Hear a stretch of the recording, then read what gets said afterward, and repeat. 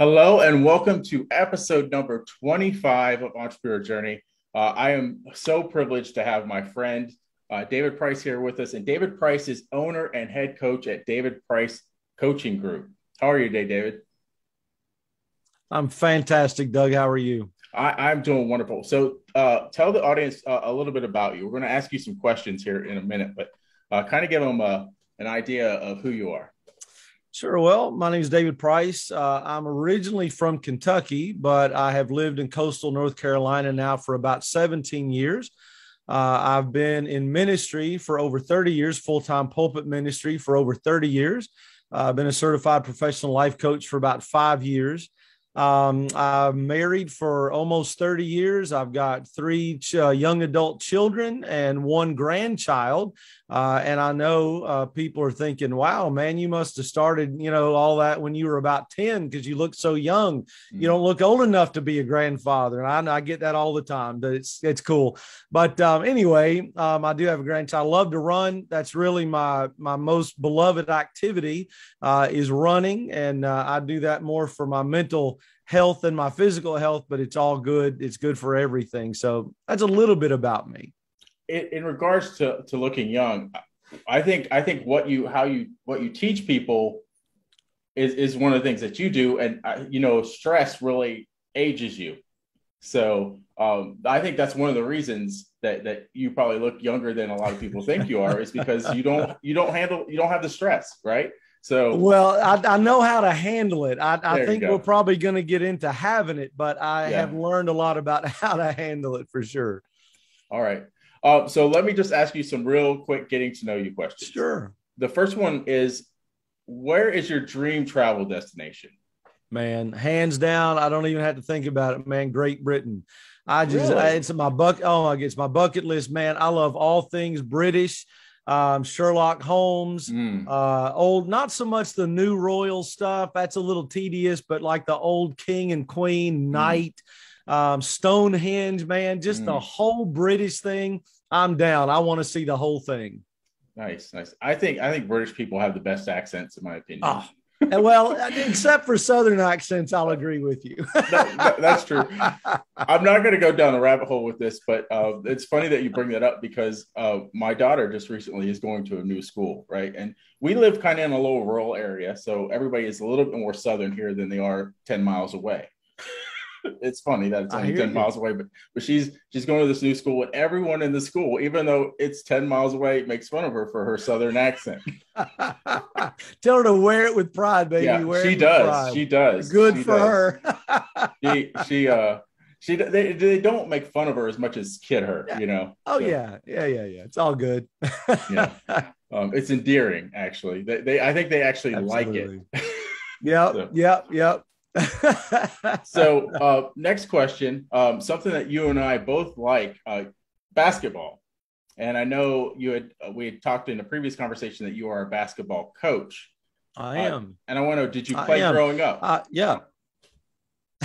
Well, you wouldn't call it playing exactly, Doug. I was on teams, but I was a terrible player. Thank the Lord, I found football, and that's where I found my real passion, and any success I had was in football. But I did play basketball, and I've been coaching basketball, middle school and high school basketball at the Christian school where my kids have attended. Now they're all graduated, but I've been coaching there, and we'll do that again this year. This is, I think, 12 years coaching middle school and high school basketball. So nice. I was not any good at it, but I grew up in Kentucky. And when you grow up in Kentucky, you either like basketball or they kick you out. Right. Yeah. You have to, I think there's when you sign in to come into the state, they make you sign a waiver that you love basketball. Yeah. If you don't, man, it's too bad. Yep. It's like Jesus, your family, and then basketball, right? Pretty much. So talking about basketball, do you have a favorite pro or college team?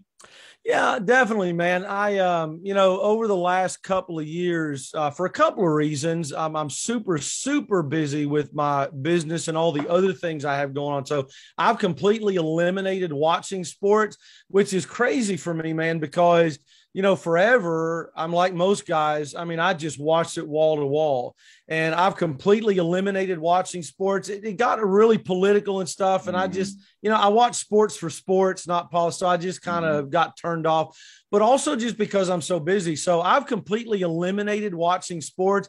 But yeah, man, when you grow up in Kentucky, it's either Kentucky or Louisville. And for those who are not from Kentucky, they probably didn't understand that second word that I said. A lot of people say that Louisville, but in Kentucky, we know it's Louisville, but it's either Kentucky or Louisville. And I was blessed to be raised in a fiercely pro University of Kentucky home. So yeah, man, I bleed blue for sure, man. Yeah. And I resonate with you about the sports. I grew up, I had a love for sports and I watched sports all the time, but I decided that it's one of those things that can keep you from getting to where you want to go, right? If you're just too passionate about it. No doubt. So there's one team I watch now, and it's college football, and it's Clemson. So, wow, man. If I'd have known that, Doug, I may not have agreed to this interview. I'm an SEC guy, man. So when it comes to football, I got to back Alabama. You know what I'm saying? Yeah, I grew up a Florida State fan because I grew up in Florida. Yep. But the whole Jameis Winston scenario, yeah. I jumped off of Florida State because he ruined the whole culture there. I was a big Seminoles fan when I was growing up too, man. Bobby Bowden and the whole thing, man. I love the Noles, man, for sure. Yeah. All right. So next question, what is your favorite dish to cook? Man, my wife doesn't let me near the stove, man. I don't cook. I barely heat anything up. So yeah, my favorite dish to eat is pepperoni and jalapeno pizza for sure. But I don't go in the kitchen, man, unless I'm getting something out of the cabinet to eat, brother. They'd have to put you on the homeowner's insurance for cooking. See, I don't get into all that, man. It's too dangerous. For sure. All right. Some questions about your entrepreneur journey. Yeah. So, what did you do before you started being an entrepreneur? You said you've been doing this for a long time. So, well, right. So I'm actually doing the same thing I was doing. So I've been a minister, full-time pulpit ministry for over 30 years. I've been at 3 different churches, 2 in Kentucky and 1 here in North Carolina. And I'm still doing that. I'm still in full-time ministry. And, with no real plans to get out of that. But I've got the coaching business is my side hustle. So I'm still doing what I was doing before. I've just added the coaching in. Okay. Nice. Tell me your favorite thing about helping people, particularly Christians, relieve stress. Man, no question. It's knowing that they are receiving the same relief and the same access to joy that I received when I started on my personal growth journey. So I've been a Christian my whole life, and but there were a lot of things that I didn't know about how to apply practical principles to my life. And so my life, and I will probably get into this, but my life was jacked up, man. I was miserable. I was a failure in so many ways. I felt I had no self-esteem, a lot of self-hatred, flirted with suicide a couple of times. I mean, I was just messed up because I didn't know how to get practical. I knew a lot of theology, but I didn't know anything practical about how to live life. And so when I got into my personal growth journey and began to learn personal growth principles, man, my life just did a 180, or as we say in Kentucky, a 360, but my life did a 180, and I experienced such a relief and such a joy and growth. What really turns me on about coaching is helping other people have that same thing, man. When I know that they're breaking out of failure and mediocrity and misery, I love it, man. I love giving people what I got. Yeah, nice. I almost want to go off script and dive into that a little bit more, just because you had mentioned I'm hoping the questions take us there, but if they don't, we're going to loop back around, just so you know. Sure. So tell me how you got into coaching. Well, that's how I got into it. So, Okay. so like all those, I mean, literally decades, man. I was about 100 pounds overweight. I had no self-confidence. I had that thing where I didn't feel like I fit in anywhere as a man. I had no self-confidence as a man. I thought every other man was a real man, a real basketball coach, a real preacher, a real dad. And I was a fake at all of it. I was a complete mess. And all of that started when I was 7. My dad passed away, left myself and my mother. He was 44 when he died. And so that's really what started me down that rabbit hole of misery, man, and blame and excuse making and all that. So when I finally hit rock bottom and all that, and I asked a friend of mine, I said, man, have you got a book I can read that will help me kind of get stuff straight? And he suggested The University of Success by Og Mandino. And man, I read that book and my life almost immediately began to change. And I was so excited about what I was reading, what I was doing, what I was gaining, that I just wanted to talk about it all the time. It's all I wanted to talk about. And so then I thought, well, hey, I'd love to get into this and give this experience to other people. So about 5 years ago, I got certified as a professional life coach, and I started my business at that time. Nice. It's amazing how pivotal a book can be in someone's life. Man, oh man! Did you have a book? Did you have one, Doug, that turned you around? I have. I have several. Let me think of some off the top of my head. I know a lot of Christians aren't big on Tony Robbins, but Unlimited Power was one for me.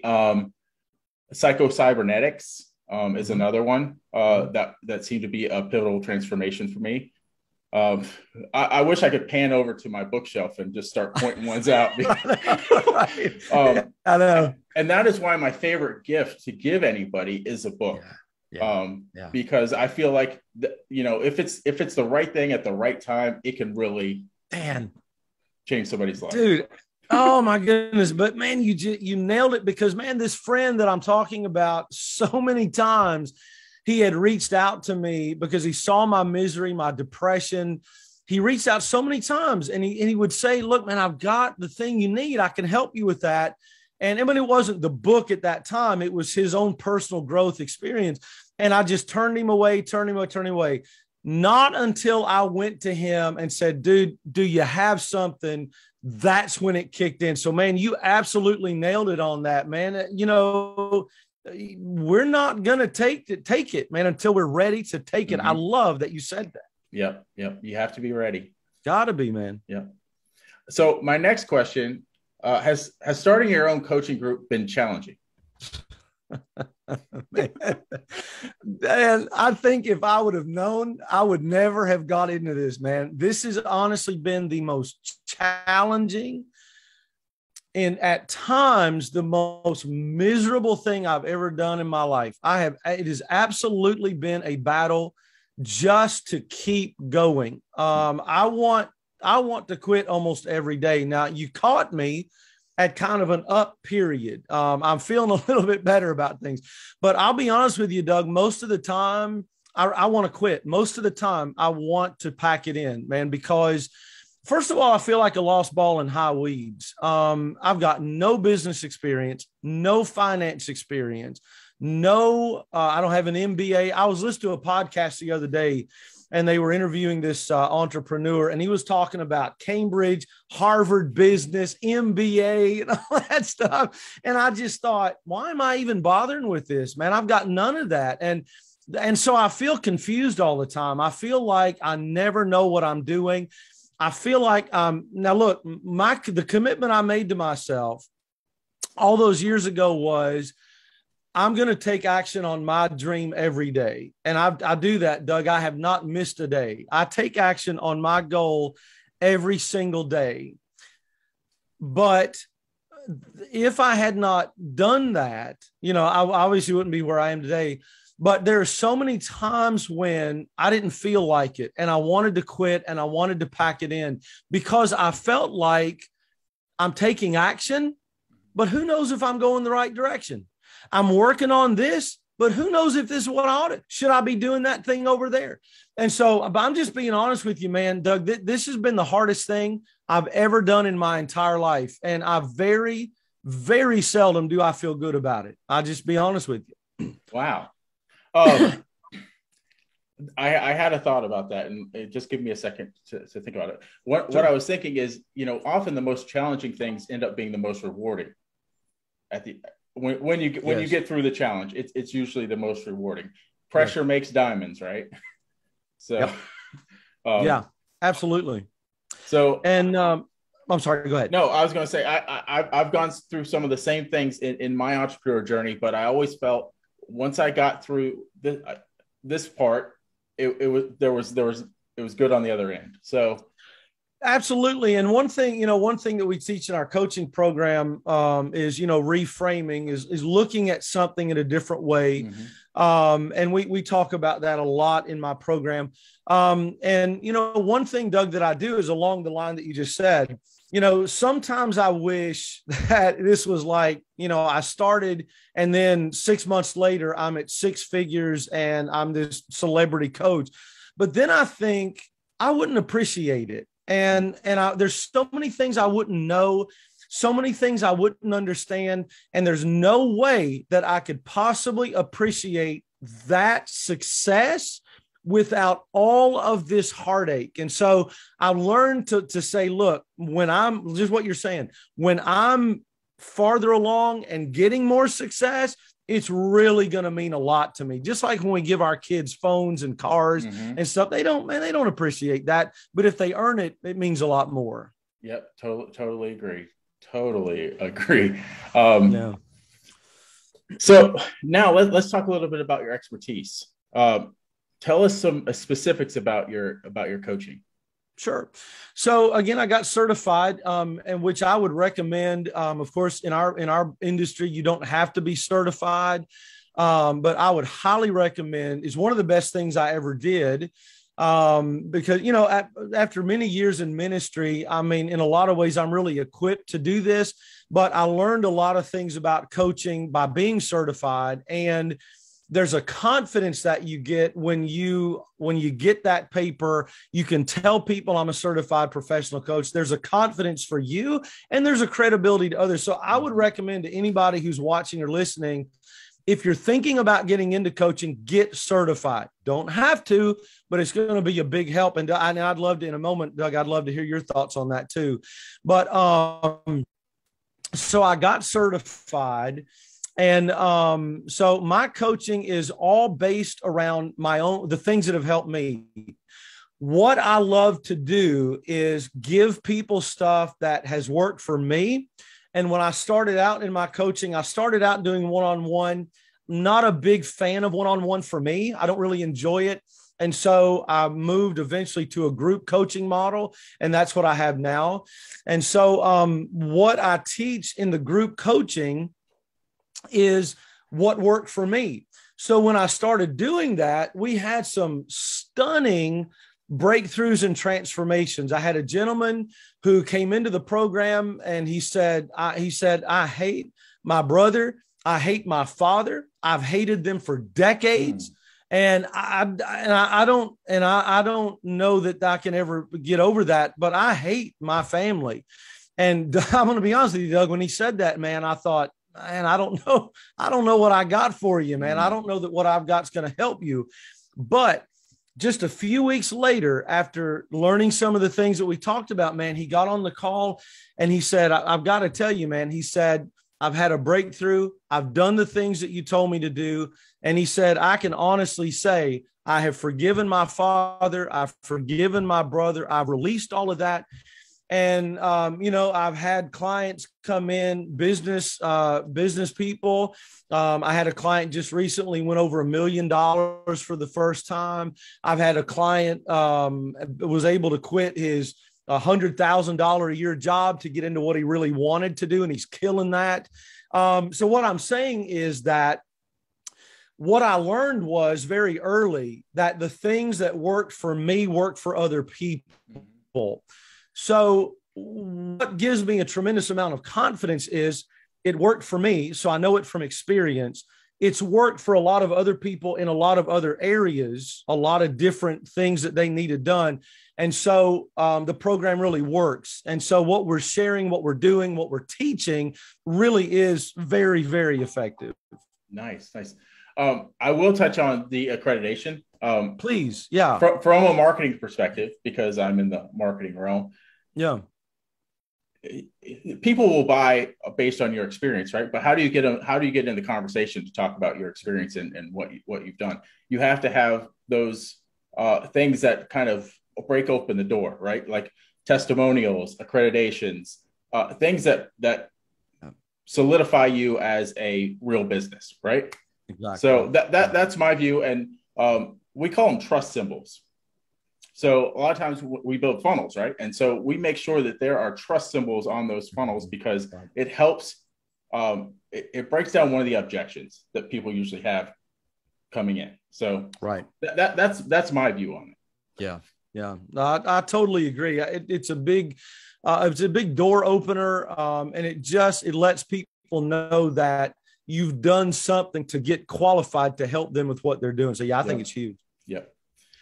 So I really want to get into more about stress, right? So here's my view on stress. It's almost comparable to an addiction, right?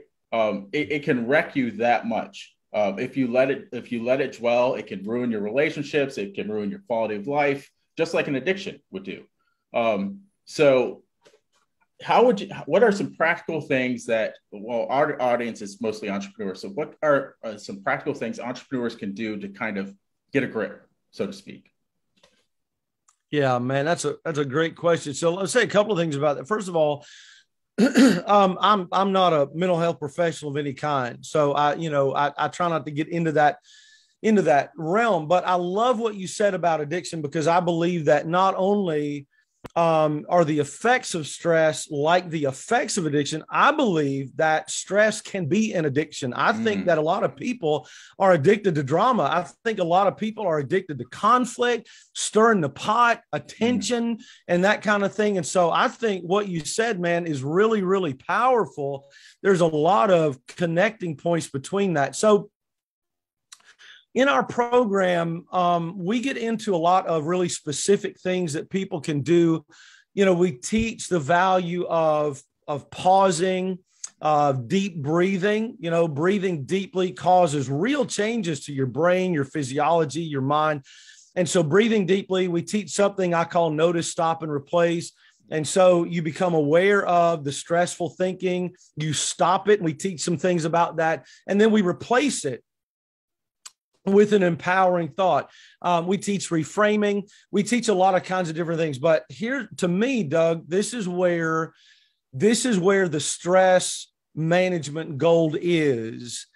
And it is in daily habits and practices. The foundation of our program is that hacks are great, but hacks don't get the job done when we don't have the foundation of habits, routines, and mindset practices. That's really what we're about in my program, what I'm about in my life.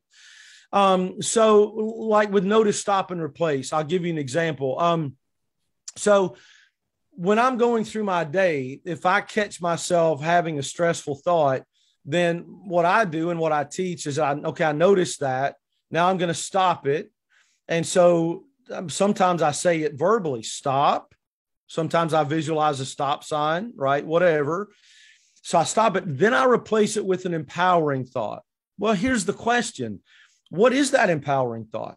What if I can't come up with one? What if I don't know one, right? So how does that work? So what I learned from David Bayer, and I give all kinds of credit. I don't know if you're familiar, Doug, with David Bayer or not. But David Bayer has a lot of programs. One of them is called Mind Hack.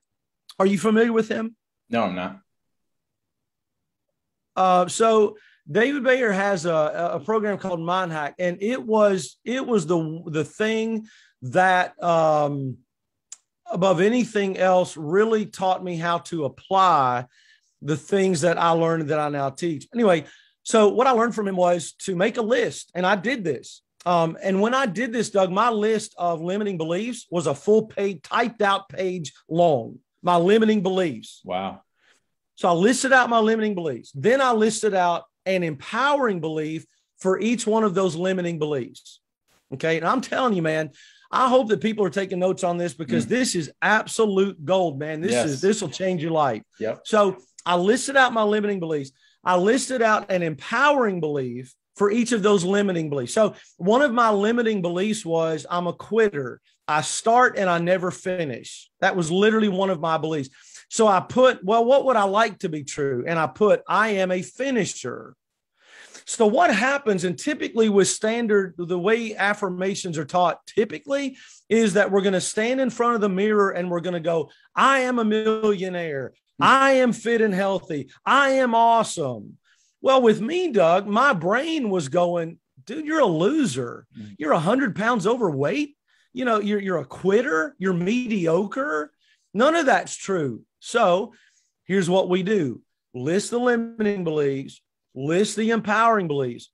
And then for every empowering belief, we list out all the evidence that we can think of for that empowering belief. So for the empowering belief that I'm a finisher, I start and finish, I listed everything I ever started and finished. Everything, high school, right? Somehow I made it through high school, diet plans, whatever it was that I could list out, Doug, that I had started and finished.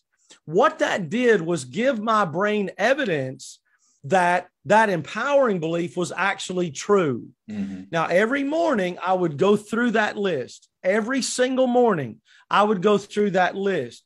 What I was doing, Doug, was ingraining in my mind that list so that when I'm out during the day, limiting belief comes up. What comes up with it? Empowering belief. What comes up with that? Evidence. So now I'm able to have at my fingertips, I have an empowering belief and all the evidence I need to actually buy into it. And man, I'm telling you, and again, I mean, David Bayer has a fantastic system with this, and I just brag about him all the. I've got no connection. I make no money off of him, but I just have to be honest with people, man. It changed my life, and that one thing. So my point with that is that yes, stress hacks are great, but not without foundational practices: morning routine, eating a healthy diet, regular exercise, 7 to 9 hours of sleep, positive network of people, taking action every day on your goals. To me, Doug, and I'd love to hear your thoughts about this, without those foundational practices, all the hacks in the world are not going to do you a bit of good. What do you think about that? I don't know if I could say it any better, actually. What you say is stuff that I do every day. Like I start out, it's a routine. And I think of the time before I had a routine of doing the things that get me to where I'm going. And I was just floundering, right? I was just kind of comfortable and in this comfort zone of, okay, this is, it's not really what I want. But once I started going through this putting this routine into practice, that's when things started to go in another direction. So it's amazing, man. And what I suggest to people is, if nothing else, that they start with a morning routine. I mean, Doug, you know how powerful mornings are. Mm-hmm. You know how important they are. If you wake up, you've hit the snooze alarm 10 times, you rush out of the house, grab a donut, you're already stressed about being late, man, your day's practically ruined. And most people don't know how not to carry that with them throughout the day. So what I recommend to people is if you're going to start, if you're going to start somewhere, or if you're only going to do one thing, that is choose your morning.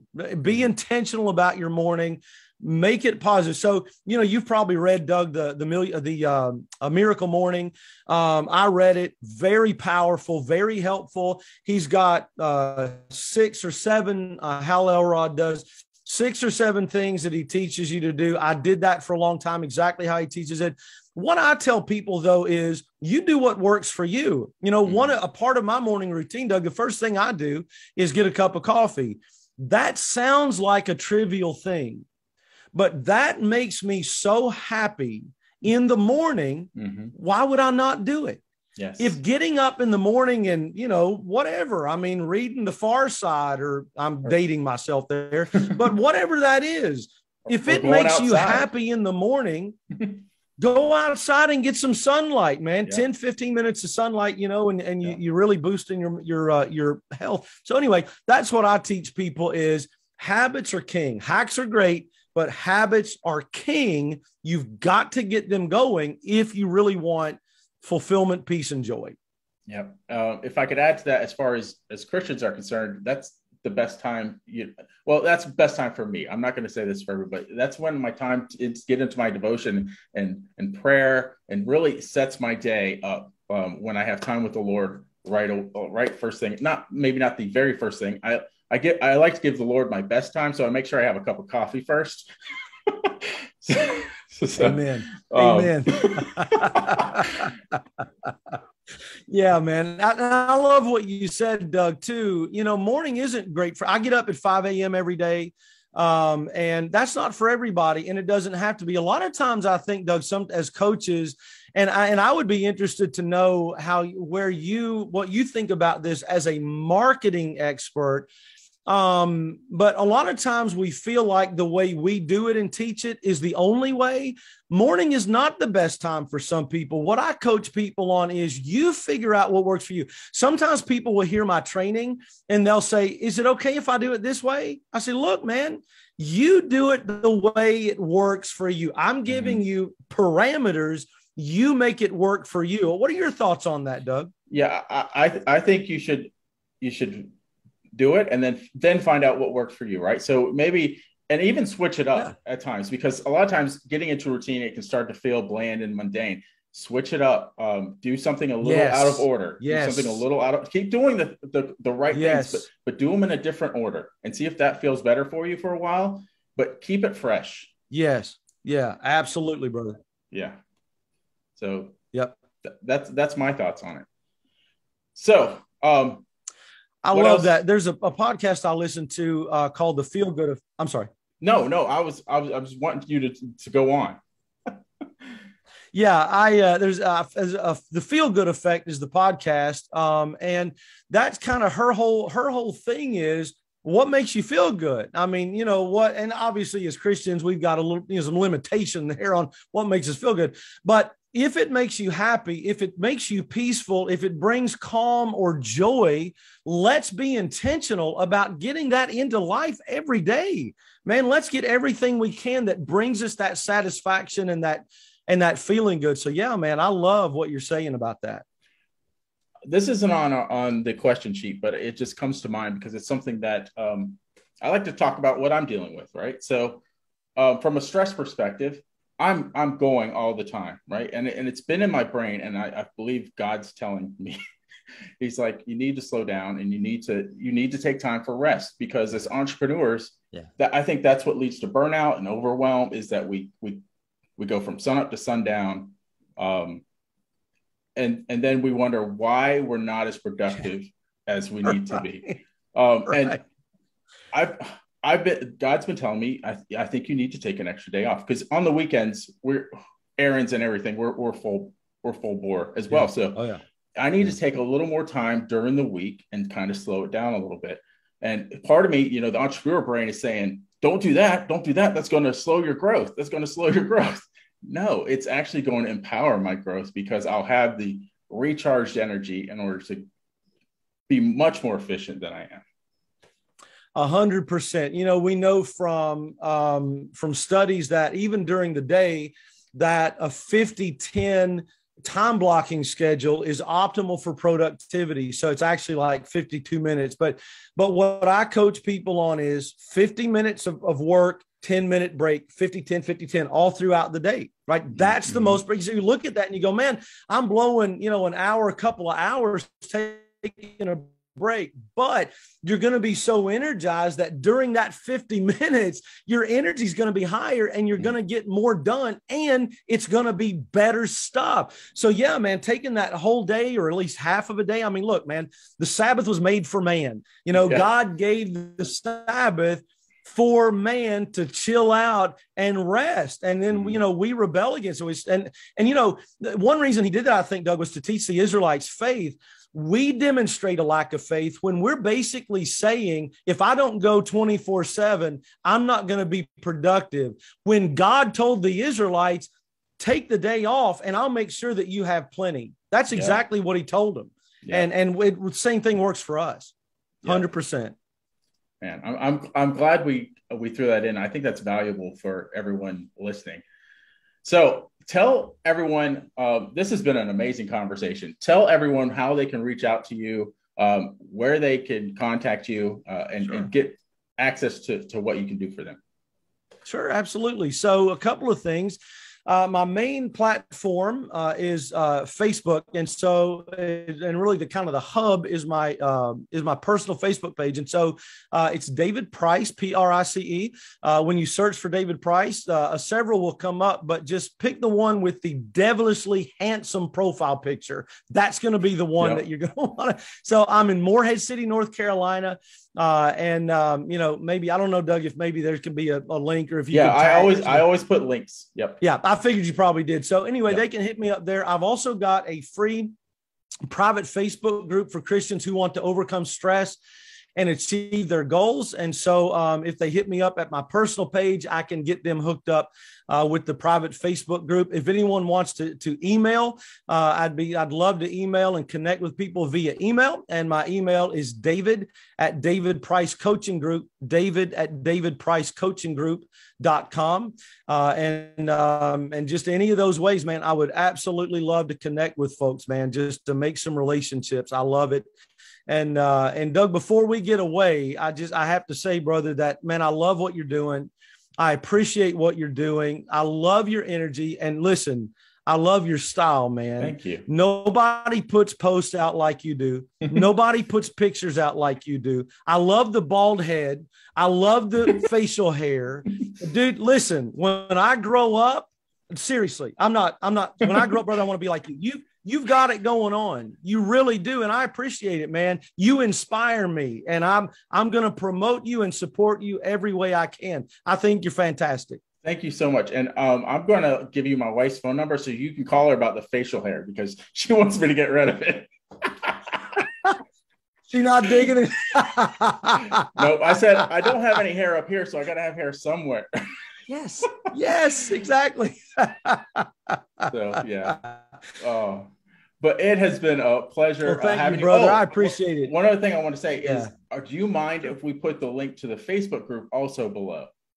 I would. Yes, sure. I would love for you to do Facebook that, group. brother. Okay. Whatever you want to do, man. However we can get a hold of people. Yes, sir. Yeah. Okay. So we'll do that. We'll put the link to your profile. We'll tag you and put the link to your profile and the link to the Facebook group, because I think that's really valuable for people. Right on, man. Sounds awesome. Trailblazers, thank you once again for being here.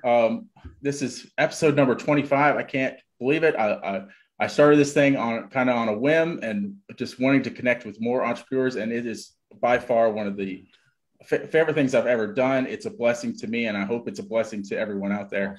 Once again, thank you, and thank you, David, and we will catch you all in the next episode. Thank you, brother.